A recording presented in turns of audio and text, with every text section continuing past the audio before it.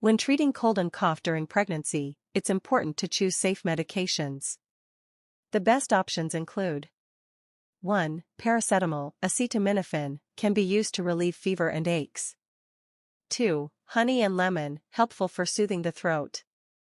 3. Saline nasal spray, helps clear nasal passages.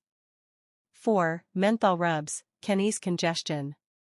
Medications to avoid include ibuprofen and aspirin, they can be harmful during pregnancy. Decongestants like pseudoephedrine may affect blood flow to the placenta. Always consult a doctor before taking any medication during pregnancy.